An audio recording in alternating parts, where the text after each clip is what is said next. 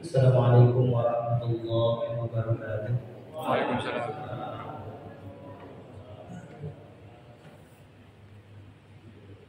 A'udzubillahi minasyaitonir rajim. Bismillahirrahmanirrahim. Alhamdulillahirabbil alamin. Wassalatu wassalamu ala Rasulillah wa ala alihi washabbihi wa man walah. Rabbi shrah li sadri wa yassir li amri wa hlul 'uqdatam min lisani yafqahu qawli. Subhanaka la ilma lana illa ma 'allamtana innaka antal alimul hakim. La haula wa la quwwata illa billahil aliyyil azim. Amma ba'd. Bapak Amir yang kami hormati, semoga dimuliakan oleh Allah. Bapak, ibu-ibu jamaah salat maghrib dan isya salat yang dimuliakan oleh Allah.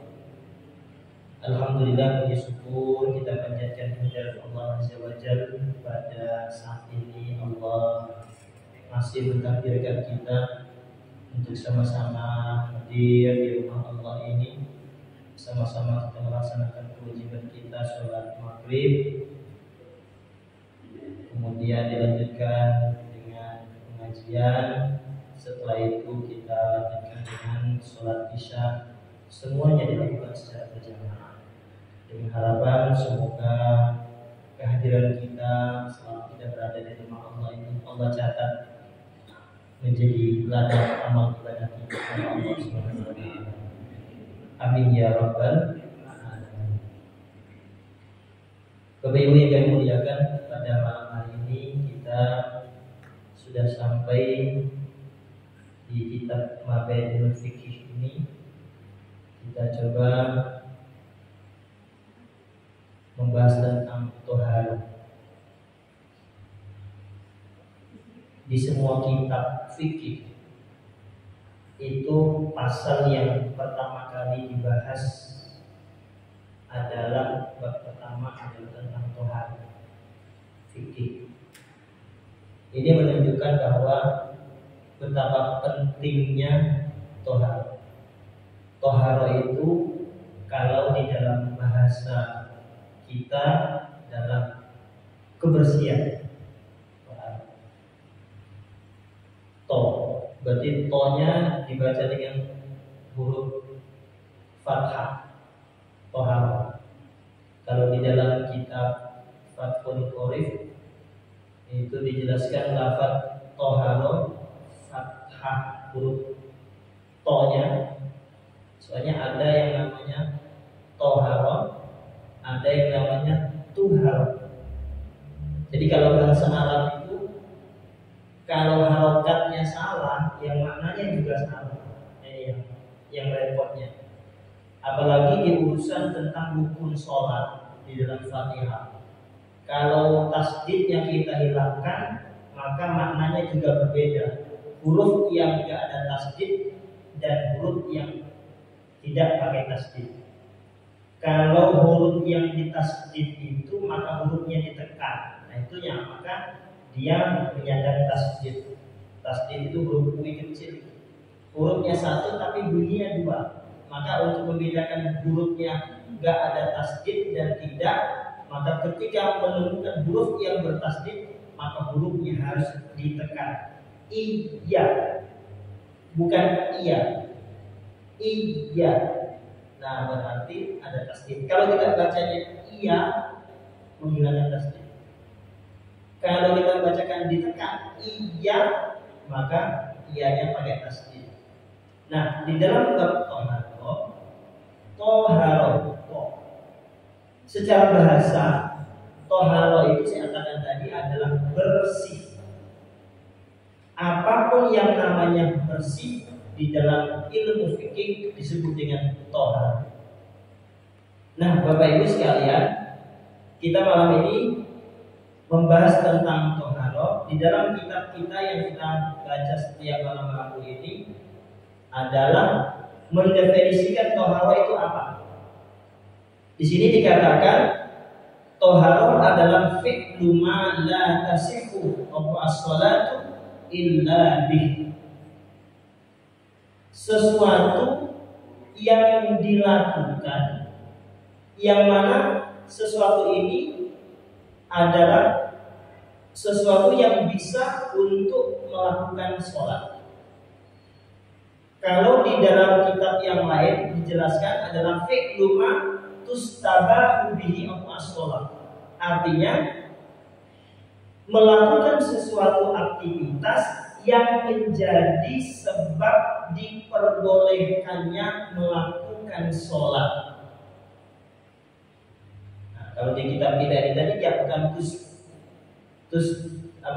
tustabahu, ya, tapi memakai kata la tasifu apa sholat. Sholat kita tidak sah kalau tidak melakukan sesuatu itu. Nah, maka melakukan sesuatu yang kita lakukan itu diperbolehkannya kita untuk melakukan sholat. Saya ulang lagi. Jadi toharo itu adalah sesuatu yang kita lakukan. Nah, yang kita lakukan ini adalah penyebab bisa kita melakukan sholat. Kalau sesuatu ini tidak kita lakukan, maka sholat kita tidak boleh. Artinya apa? Kita tidak dalam keadaan suci. Nah, toharo itu ada dua. Toharatun minal hadathi, yang kedua toharatun minal khobathi. Jadi bersih dari hadas, yang kedua bersih dari najis. Jadi kalau orang mau sholat, kuncinya ya dua, enggak membawa hadas, enggak membawa najis. Kalau dia sholat masih hadas itu ada dua, hadas kecil dan hadas besar. Ingat di pondok dulu kalau ngomong apa bedanya hadas besar dan hadas kecil. Kalau hadas besar itu enggak harus mandi, ya toh, hadas kecil. Kalau hadas besar harus mandi. Nah, mandi besar dengan mandi biasa apa bedanya? Teman saya jawab, kalau mandi biasa nggak pakai sampo, kalau mandi besar pakai sampo. Jadi bedanya jadi bodoh ya. Karena sampo itu ya pakai rinso itu jadi sampo biasa. Jadi ketika dia baju ngubah lambi kan pakai wig bu ya. Nah, wig itu kan lambi. Kalau mau ya enak, udah ambil wig colek, rambut ya wes. Intinya busa metupun. Ya Allah. Ya, sampai sekarang ya ulen ya. Gak apa-apa ya. Gak pakai sampo. Nah, jadi kalau kita mau sholat, kembali lagi harus dua hadas ini harus hilang. Hadas besar, hadas kecil, dan khobalis, artinya najis. Nah, selanjutnya adalah at-taharatu minal hadas. Bersuci dari hadas itu gimana? Untuk menghilangkan hadas itu yang pertama harus wudu. Wudu ini sarana untuk menghilangkan hadas. Hadas kecil, hadas, pokoknya menghilangkan hadas itu dengan wudu, itu yang pertama. Yang kedua, menghilangkan hadas itu dengan pakai ghusl, mandi. Ini menghilangkan hadas besar harus mandi. Yang ketiga, untuk menghilangkan hadas itu adalah watayamum, artinya pakai tayamum, enggak berwudu, enggak mandi, tapi hanya tayamum. Tayamum ini juga bagian dari toharoh, menghilangkan hadas. Tapi fungsi tayamum dengan wudu itu luas wudu. Kalau tayamum nanti di belakang akan kita bahas. Kalau tayamum itu sekilas informasi tayamum. Kalau tayamum itu kalau sholat maghrib tayamum untuk sholat maghrib. Ya wes, kalau sholat isya nanti ya tayamum nanti.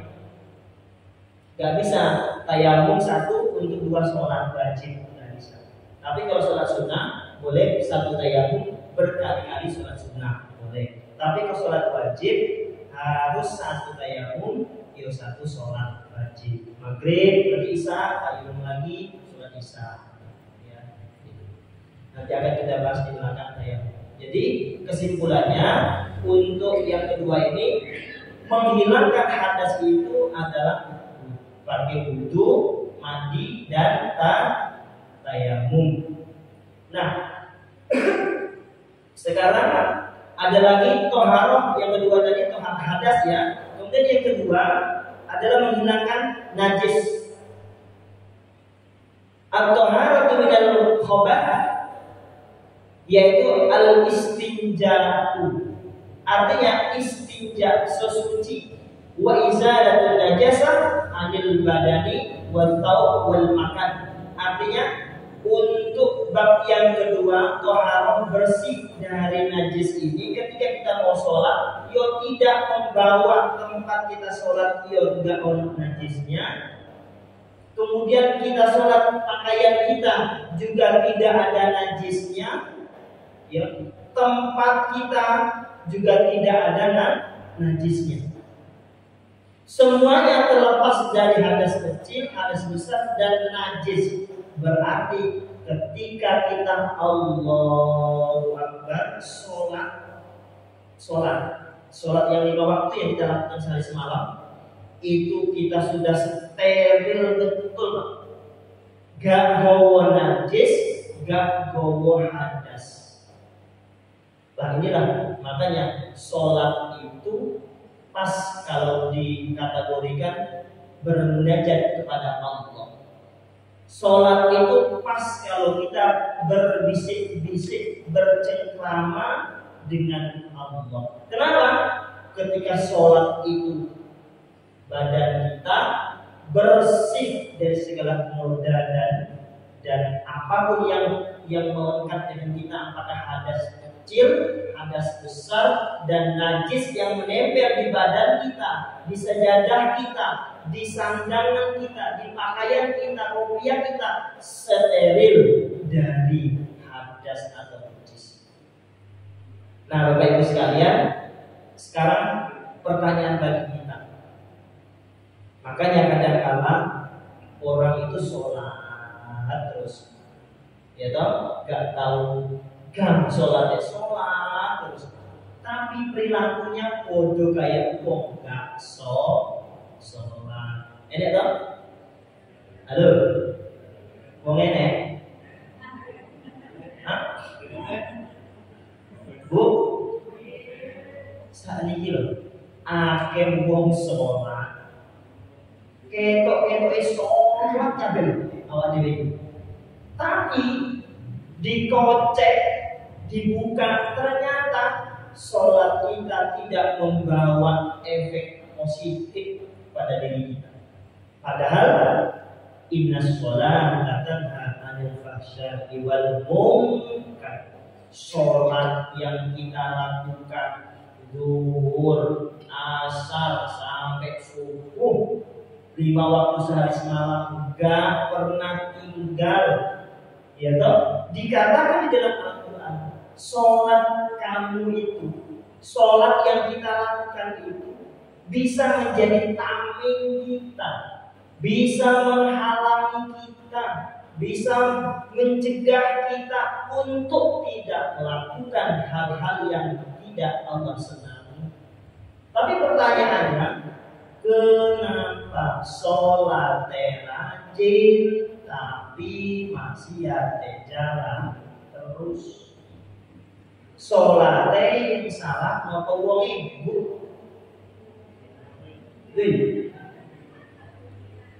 Sholat rajin ngerasani yo rajin. Kulo gak ngerasani Pak, cuman nyerito. Kenyataan ngomong. Walaupun kenyataan itu tetap ribah, tak oleh. Ya suatu hari pernah ada kisah Kanjeng Nabi kedatangan tamu, ya datang tamu, dipersilakanlah untuk duduk. Setelah duduk, Aisyah dipanggil oleh Rasulullah untuk ngambil air banyu, ya Akhirnya Aisyah di belakang ngambillah banyu, disodorlah kepada tamu. Setelah tamu itu disodori banyu, ngobrol kanjeng Nabi, tamu itu selesai, ngobrol kanjeng Nabi, pulang. Siti Aisyah menghampiri kanjeng Nabi, cerita. Akhirnya Siti Aisyah mau tanya mungkin, ya Rasulullah, cerita apa tadi kok seru banget? Rasulullah, cerita pada siapa? Nah, kepada tamu tadi. Tamu yang mana? Kata Rasulullah, ya tamu dan saya hubungan. Tamu yang itu dia Rasulullah, yang datang tadi, yang agak pendek itu. Kebetulan postur tubuhnya yang datang ke rumah baginda itu orangnya agak pendek, jadi tidak seperti mayoritasnya orang Arab. Nah, ketika itu Rasulullah benar-benar orangnya seperti itu, agak pendek. Maka kata Rasulullah, ya Isa, engkau itu sudah termasuk wanita.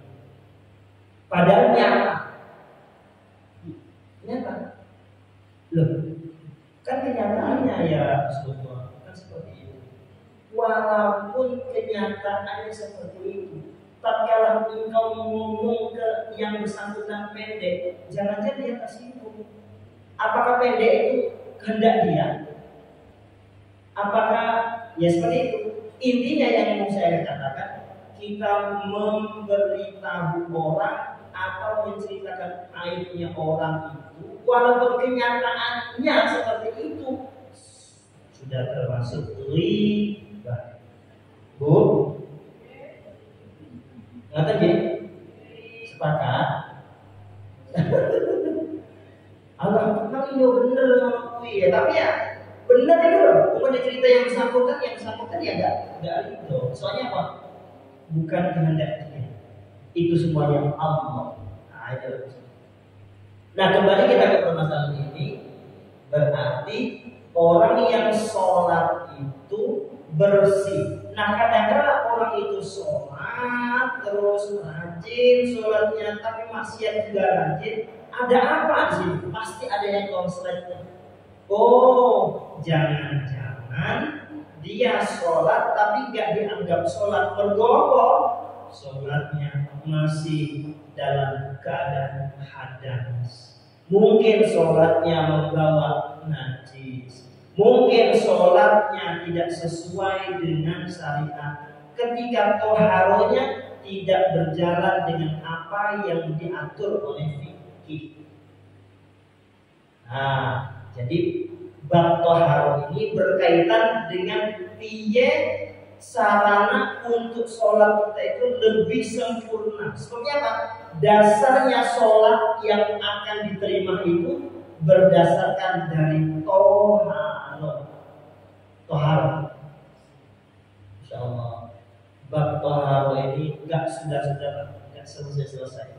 Kalau kita teliti banget, nggak selesai. Apalagi kita yang tua usia sudah 50 ke atas itu. Tipis itu loh. Iya jalan. Sangat sore itu. Gak ada kayaknya harus ada tipis ya toh. Ruko lain. Itu piye? Berarti sholat kita membawa najis. Loh, kalau ngomong sholat piye sholat Musa? Iya sholat. Makanya sholat dia lakukan. Tapi konslet di sini apa? Toharonya belum diperbaiki. Nah, malam hari ini kita coba bahas bersama-sama. Dari pengertian toharo tadi apa? Sesuatu yang kita lakukan untuk bisa kita melakukan sholat. Berarti wudhu kita lakukan, dengan adanya wudhu sholat bisa kita lakukan. Kalau tanpa wudhu sholatnya tidak dianggap sah. Nah, sekarang adalah yang paling utama alat untuk bersuci. Yang paling utama alat untuk bersuci yang pertama air. Air Pak. Apa enak selain air? Ya ono. Apa? Debu. Apa enak selain debu untuk bersuci? Ono apa? Batu Pak. Mungkin kita nggak punya air, kemudian kita alat pipis, apa yang kita cari? Bagi yang laki-laki loh, yang bapak-bapak. Kalau ibu-ibu yang mau. Tapi jelas kalau bapak-bapak, termasuk batu itu termasuk alat untuk bersuci. Batu. Jadi alat yang pertama kali yang paling afdol untuk bersuci itu adalah air. Nah sekarang air, macam-macam air. Air itu kalau di dalam kitab kita ini dibatasi anwa'ul mutahhir arba'ah. Jadi alat untuk bersuci itu ada 4. Ma'un, air. Yang kedua turab, debu. Kemudian yang ketiga hajar, batu. Kemudian wadab'u, sama nyama. Nyama ini mungkin jadikan sudah tahu ya bikin nyama. Kalau di dalam bahasa pondoknya sama ya. Jadi ada umpamanya ada di tempat saya itu ada kerbau kaki 8 di tempat saya. Jadi anak kerbau melahirkan, ternyata dilahirkan itu anaknya kerbau itu dilahirkan kakinya 8. Biasanya kan 4 orangnya, lagi 8. Nah kaki 8 itu ternyata kerbaunya mati. Nah akhirnya oleh teman-teman disamak. Jadi dibersihkan semuanya, makanya dibuat seperti patung. Tapi sebagian ulama ada ngomongnya haram. Yang lebih enak lagi kulit buaya. Kulit buaya itu dibersihkan, kulit dagingnya lagi kulitnya bersihkan, akhirnya kulitnya dibuat ikat pinggang atau dibuat tas. Itu namanya disamak. Itu dibolehkan. Kecuali yang nggak boleh disama itu adalah anjing dan babi. Itu nggak boleh.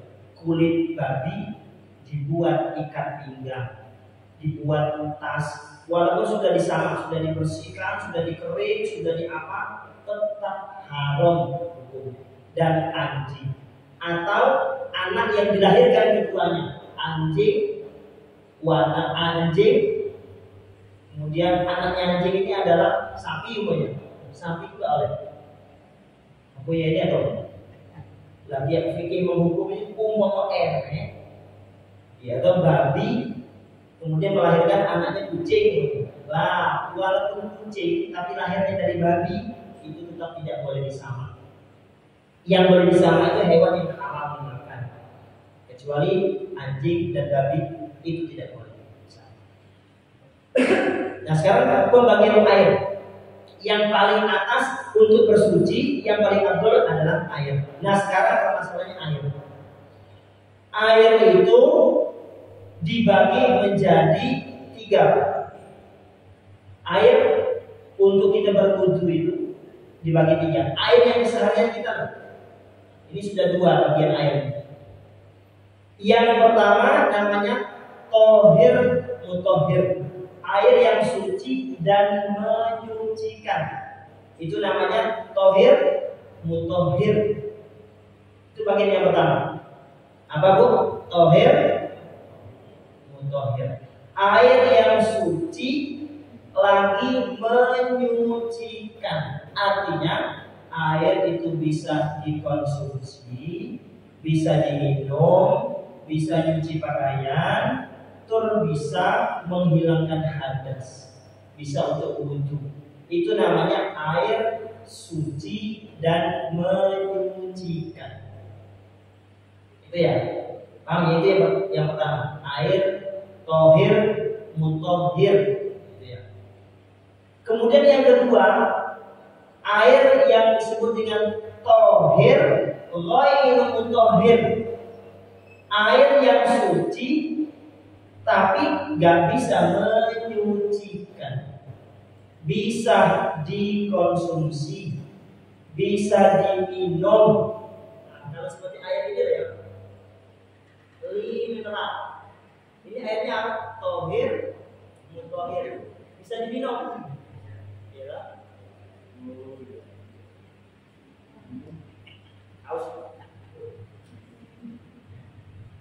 Lah, air yang tohir itu, air yang suci lagi menyucikan itu, artinya air bisa jadikan air minum, bisa menyucikan pakaian, bisa digunakan berwudu. Itu dibagi menjadi 5 macam air. Wah, kita menjawab tahu yang air apa? Aqua, betul gitu, es teh. Ya ben roh bawa di gitu.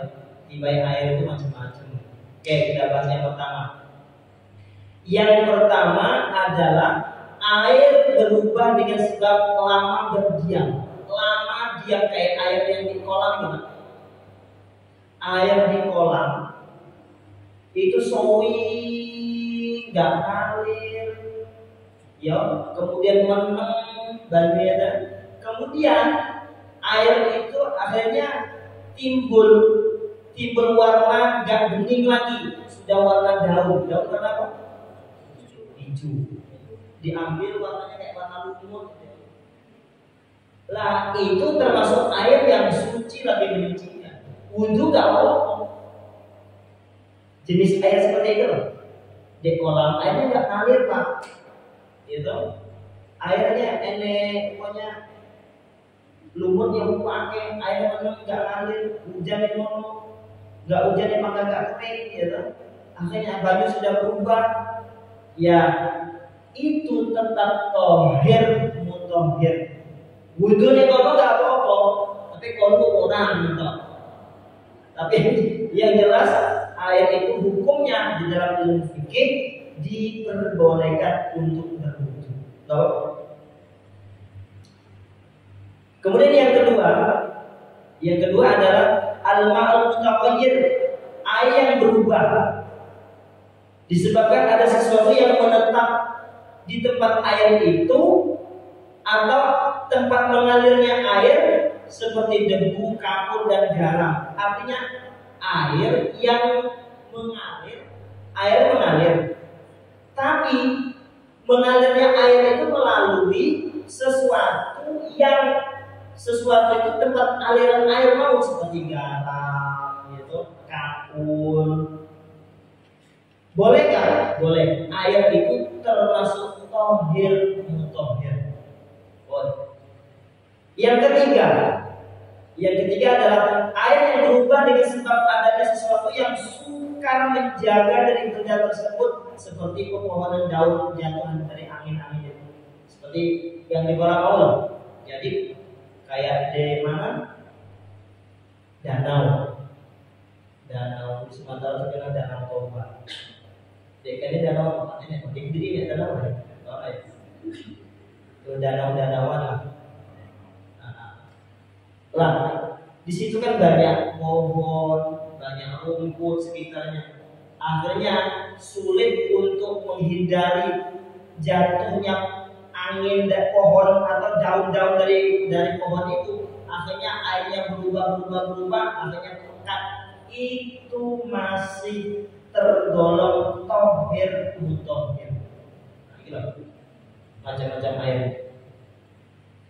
Kemudian yang selanjutnya air berubah dengan sebab adanya benda yang tempat air itu dicatkan padanya, seperti minyak tir, kolam atau bodi kolam renang. Hari Sabtu pengecatan oleh si kolam renang, si punya kolam dicat, ya kan? Kemudian airnya banyak sak kolam, wes wangi. Kemudian ada mengucat kolam itu, bajunya mungkin agak berubah, itu tetap digolongkan tohir mutohir. Itu bagian dari air yang tempat airnya berubah dengan sebab adanya benda yang di tempat air itu atau dicatkan padanya. Tembok itu dicat. Itu tetap bisa kita wudhu di sana, boleh. Seperti di depan Masjid Agung itu.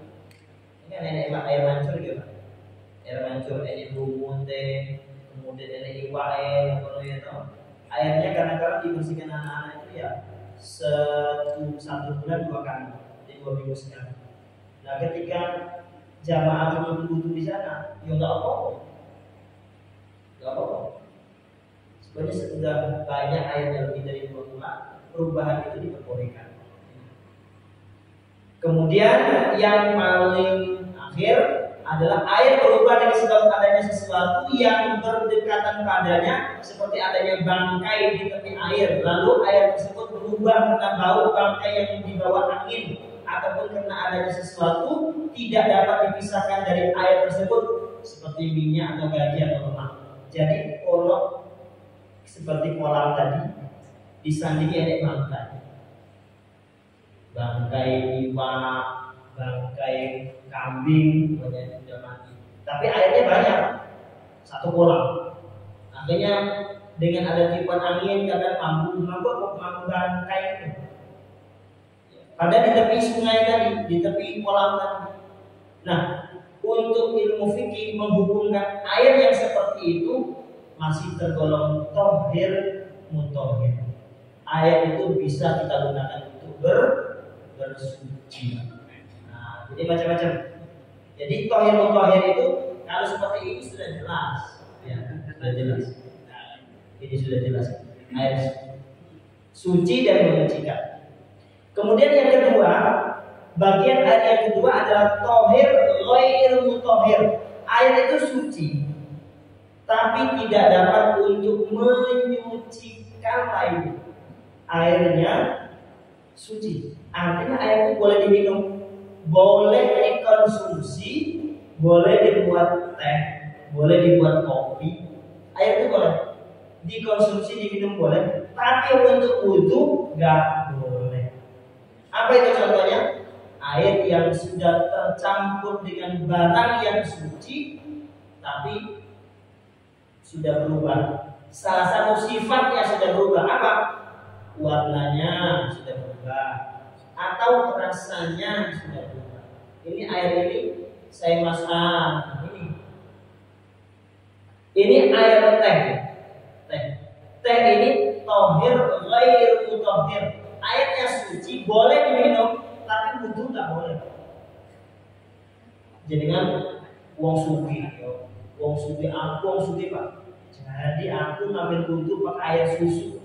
Jadi saat kolam itu susu kabeh, ngambil wudhunya pakai air susu pak.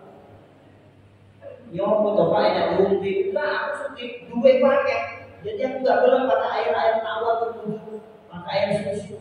Ya dong. Jadi susu saat kolam itu dibuat susu kabeh untuk wudhu, nggak boleh. Itu tohir, tapi ghair mutahhir, nggak boleh dicuci. Sebenarnya apa? Sudah berubah. Kemutlakan airnya sudah berubah. Satu sifatnya apa? Warnanya atau rasanya. Ini banyak putih. Saya kasih gula. Gula apa? Baca. Warnanya nggak berubah. Airnya warnanya nggak berubah, tetap bening. Tapi sifatnya sudah berubah. Diminum itu sudah manis. Itu tohir ghair mutohir. Air yang suci tapi nggak boleh untuk menggunakan wudhu. Nah, air yang tohir ghair mutohir itu adalah terbagi menjadi 3. Yang pertama yaitu air itu adalah disebut di sini di dalam kitab kita ini adalah ma'ul mutaghayyir kathiran bima bimukhalatati tahirin yastagni anhu al-ma'u wa lam yakun mujawiratun lahu, yaitu kasurat wa asr. Yang pertama, air berubah banyak karena bercampur benda suci. Airnya berubah banget airnya. Karena bercampur dengan benda yang suci. Gula itu kan suci, teh itu kan suci, artinya boleh diminum gula. Dan tidak diperlukan oleh air itu tidak pula berdekatan dengan air tersebut seperti gula dan madu. Artinya kalau dicampurkan dengan madu, campur dengan gula, walaupun nggak berubah, ini tetap tohir ghair mutahhir. Itu bagian yang pertama. Tetap tidak boleh untuk wudu, Pak. Aku yo ini apa? Rumah soal wudu, akan pola itu, campur baju, pakai gula, pakai teh. Ini adalah pembahasan fikih dan wajib paham. Yang kedua, air yang sedikit mustakmal sudah terpakai untuk menghilangkan hadas atau menghilangkan najis. Yang kedua, air yang tohir itu, ghair mutahhir itu air yang mustakmal, air yang sudah kita gunakan untuk bersuci. Air itu boleh diminum, tapi untuk wudhu lagi nggak boleh. Contoh, kita sudah berwudhu, sudah masuk kan netes airnya dari muka, dari kanan, dari kaki. Air ini yang tetesan kita dari muka tadi, dari tangan tadi, tetesan itu sisa untuk berwudhu tadi, itu namanya air mustakmal. Air yang sudah terpakai untuk bersuci atau air yang tersisa dari untuk menghilangkan najis. Air itu boleh dikonsumsi, tapi tidak boleh untuk berwudhu. Tohir, ghair mutahhir, air suci tapi tidak boleh untuk berwudhu. Air yang kedua namanya air mustakmal, air yang tersisa, air yang sisa dari wudhu atau sisa dari mencuci atau menghilangkan najis. Itu tidak boleh. Yang ketiga, termasuk air yang suci tapi tidak menyucikan adalah air yang keluar dari tanaman, seperti jus-jusan itu. Yang enaknya air kelapa. Jadi kan soge kelapa yang pakai ya toh, dodol klopo, kecap apa ini bagi dalam klopo di. Nah kalau air klopo di tandon ya toh, pakai jadi kan wudhu pakai air kelapa, nggak boleh. Jadi air yang keluar seperti semangka di jus ya toh, aku mau umpamanya Arab wudhu pakai sekarang musim mangga. Sekalipun di jus, kemudian wudhu nih kono ya toh, nggak oleh. Jadi dari baju yang diperas dari hasil bumi itu tidak boleh. Tergolong air yang tohir, ghair mutahhir, air yang suci tapi tidak boleh untuk menyucikan. Kemudian yang terakhir adalah air ma'un mutanajjis. Air yang najis. Air najis ini adalah air yang kejatuhan najis yang posisi airnya itu kurang dari 2 kula. 2 kula itu ukurannya 60 cm, bawahnya 60 cm. Muatan airnya berapa itu? 60 cm panjangnya, kemudian lebarnya 60 cm. Untuk jeding rumah kita, makanya buat jeding di rumah itu jangan irit-irit. Ya karuan jeding bisa. Beda kok, dan kita bisa wudhu di jerui jeding. Kalau posisi jeding muatan air yang di dalam jeding itu kurang dari 2 kula, maka kita berwudhu di sana nggak boleh, nggak sah. Ya toh? Nah kalau di jeding kita yang ukurannya jadi kurang dari 60 cm kali 60 cm, kemasukan telai cecak, kemasukan bangkai di dalamnya, kita ngambil air itu sudah dikategorikan air yang mutanajjis, air yang najis. Wudhu nggak boleh, diminum ya nggak boleh, najis kok.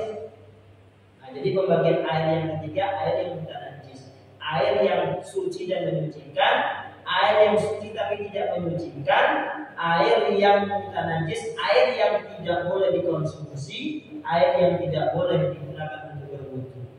Tapi di dalam kitab yang lain ada lagi namanya air makruh. Macam-macam air makruh. Apa air makruh itu? Air musammas, air yang dipanaskan oleh terik matahari. Nah, sebagian ulama mengatakan air musamas itu adalah air yang umpamanya terbuka, ya. Sekarang musim panas, akhirnya dalam ember itu ada air, kemudian matahari secara langsung menyinari ember itu, panas, kemudian kita berwudu dengan air itu, maka hukum kita berwudu di air yang sudah dipanaskan oleh matahari hukumnya makruh. Itu namanya ma'ul musammas, air yang dipanaskan dengan matahari. Nanti kalau airnya sudah dingin, maka kemakruhannya juga tidak ada lagi, berarti boleh. Kemudian ada lagi dalam sebuah kitab larangan yang lain, air hukumnya haram. Untuk berwudu nggak boleh. Apa itu? Air yang digunakan untuk minum. Ini umpamanya kita di dalam perjalanan banyu di enek sak ember, tapi sak galon, tapi sak galon itu untuk minum untuk minum pasukan kita, rombongan kita untuk minum. Nah, air itu kalau digunakan untuk berwudu haram. Sebabnya apa? Boleh kita berwudu, pengganti air itu masih ada. Apa? Tayamum, ada pengganti. Tapi kalau kita semata-mata air itu untuk minum, kita gunakan untuk berwudu, maka itu hukumnya haram. Ada lagi yang kedua, menggunakan air dijadikan air haram untuk berwudu apa? Air yang kosong, umumnya dengan jalan, pas melaku enek pipa PDAM bocor, gitu, semua uyuh air mancur, jadi kan mau ke masjid, alah bu, butuh kayaknya air, iki barunya kue nak iki bening, jadi kan butuh di mana, haram bu. Sebabnya apa? Air itu air kosokan. Atau jadinya ini keran di rumah sopo, tinggal rumah itu langsung buka itu langsung. Kecuali kalau itu diperbolehkan tuan rumahnya untuk siapapun diikrarkan kalau siapapun yang ambil barang ini tak halalkan. Kecuali kalau kui, jadinya langsung buka duduk tak apa-apa, tanpa izin. Tapi kalau kita ngarap rumah koncone buka keran wudhu di kono tanpa sepengetahuan yang punya barang itu haram. Tidak boleh.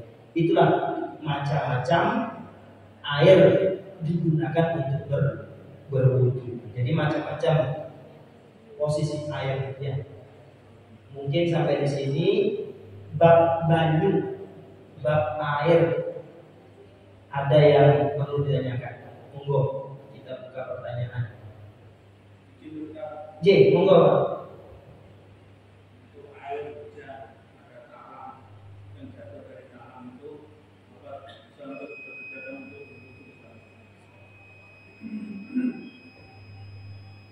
Pas musim hujan, talang.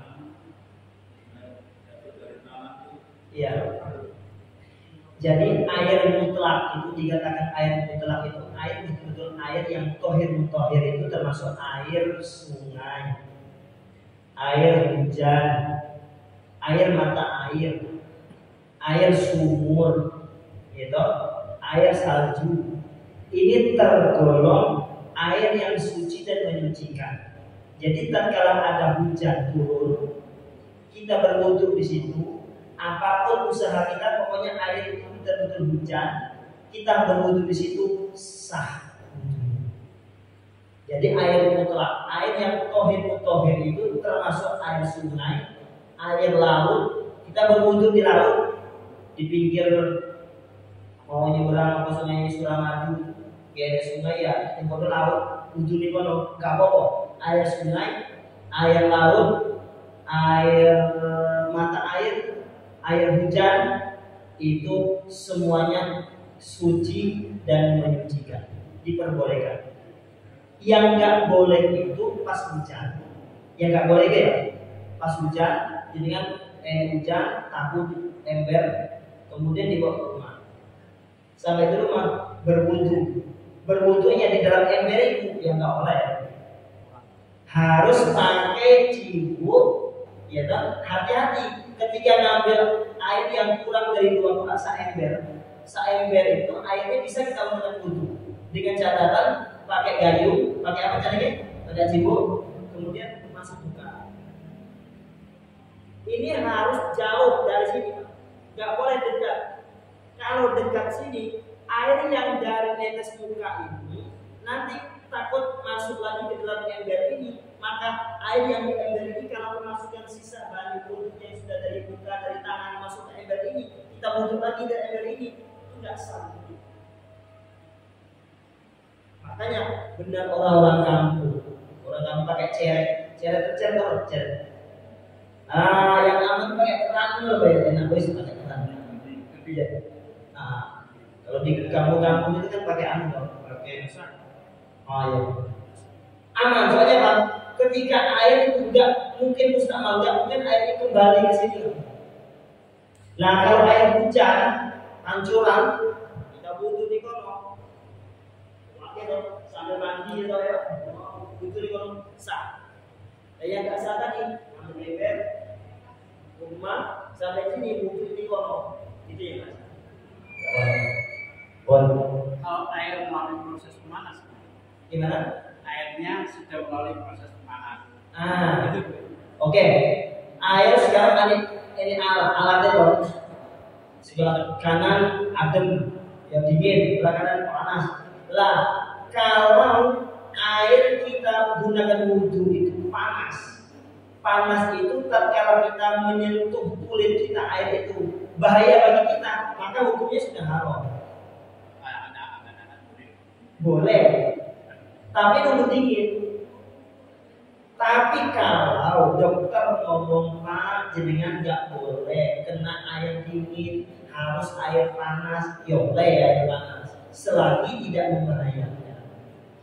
Tapi kalau serta-merta karena air panas itu tadi membahayakan kita, bukan lagi makruh, hukumnya sudah haram. Jadi kenapa? Sudah membahayakan dirinya, sudah membahayakan awal diri, itu haram. Nah, kemudian itu sama dengan air, bukan nggak sama dengan air musamas. Kalau air musamas tadi, air yang disengaja untuk disinari matahari, ya toh. Nah, biasanya yang enggak makruh walaupun panas tetap ngambil wudhu boleh. Enggak, hukumnya tidak makruh asal wadah itu terbuat dari emas atau perak.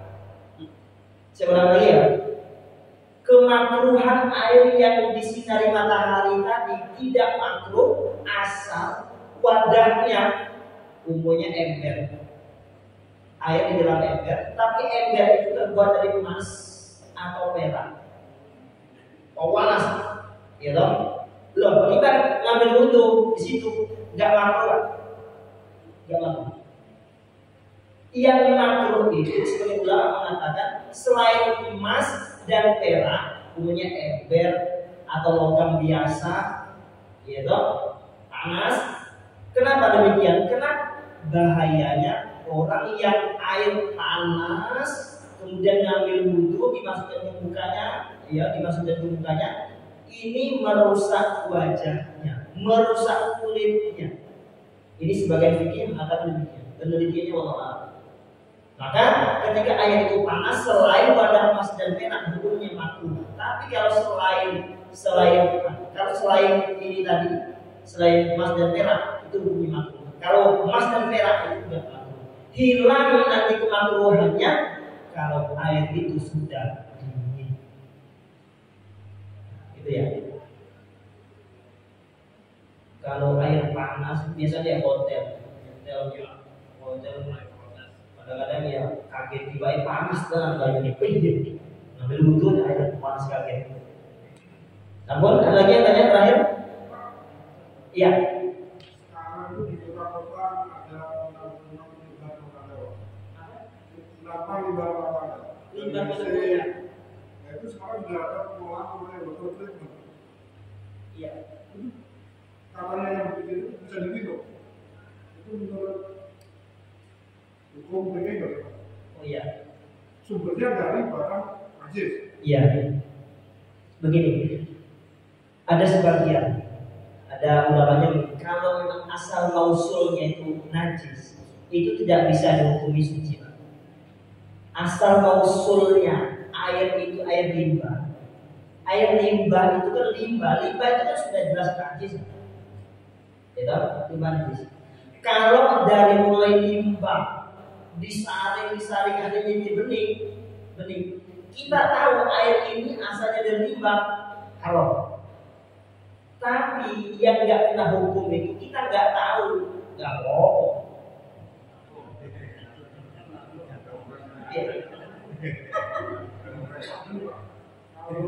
Dari limbah, air ini bening banget ya. Tapi ada orang memproduksi bahan dari limbah. Ya, kita belum tahu, saya belum tahu. Tapi jelas banyu itu diolah bagaimana caranya, berapa kali masuk mesin, keluar mesin, obat dimasukkan, ya toh.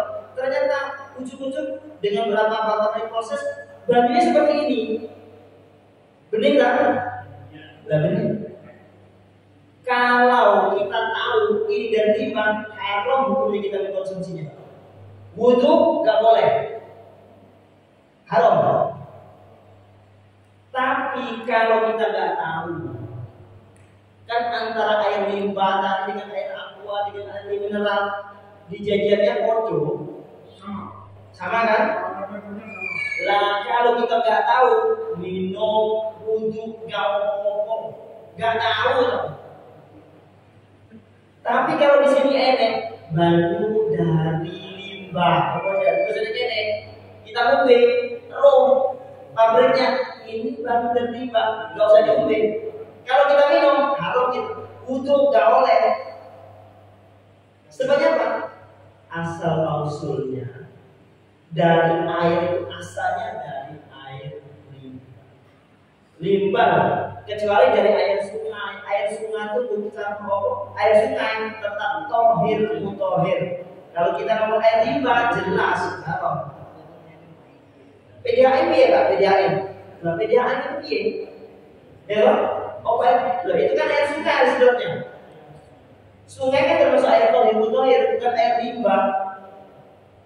Kalau PDAM ngambil air limbah, berarti awalnya itu tidak sah. Singapura sudah pada air limbah. Air limbah ya, luar biasa. Kecerdasan ini. Tapi pada material tidak apa-apa. Kalau zinc, ya. bisa secara berbeda kandungannya dibaca di. Iya. Air itu sudah dibakar, sudah hilang semua. Iya. Para yang dikatakan najis itu sudah dibakar dalam air itu. Iya. Soalnya nggak bisa air itu dipisahkan apa tidak bisa. Soalnya apa? Air itu ya nggak bisa. Yang air yang mutlak, yang namanya air mutlak itu ya air sungai, air laut, nggak termasuk air limbah. Kalau sudah tergolong air limbah, itu sudah termasuk air yang najis, kemudian diolah seolah-olah tidak najis, bening. Padahal asalnya tadi kan limbah. Lah, diolah tetap asalnya ini yang kita permasalahkan. Asalnya air itu air yang sudah dikategorikan air yang mutlak najis. Piye pun bentuknya, kalau bening seperti ini, ya sudah termasuk air mutlak najis. Kecuali kita nggak tahu. Makanya kalau nggak tahu ada hukum. Orang yang nggak sekolah itu nggak ada hukum kalau dia gendeng. Mau aja. Nanti kita cari yang lain. Oke. Sabun. Alhamdulillah. Wes kalau mau enak gitu ngaji sedikit, tanya jawab wes kakek. Enggak apa-apa malah hidup malah ya tadi. Ya, matur suwun atas segala perhatiannya. Mohon dimaafkan kalau ada kurang dan lebihnya. Semoga Allah menyertai hidayahnya pada kita semua. Dan manakala ada kurangnya, saya mohon dimaafkan dan kita terus saling beri masukan. Tidak ada yang benar, manusia tidak ada yang sempurna. Jadi dengan ini 1, 2, 3 terserah. Yang jelas 1, 2, 3 tidak ada yang sempurna. Ya toh? Maksud apa 1, 2, 3? Jadi manusia itu tidak ada yang sempurna, pasti tidak ada kesempurnaan. Oleh karena itu kita berusaha seperti ini ya, tidak ada kesempurnaan, tapi kita berusaha saling berbagi. Dengan bertanya, saya menjawab, punya nggak pas jawabannya, dengan benar. Oh seperti ini pada bahasa seperti ini, malah tambah hidup kita semuanya. Jadi tidak ada yang menggurui, tidak ada yang posisi gimana, kita saling berbagi. Terima kasih. Assalamualaikum warahmatullahi wabarakatuh. Allahumma sholli ala sayyidina wa maulana Muhammad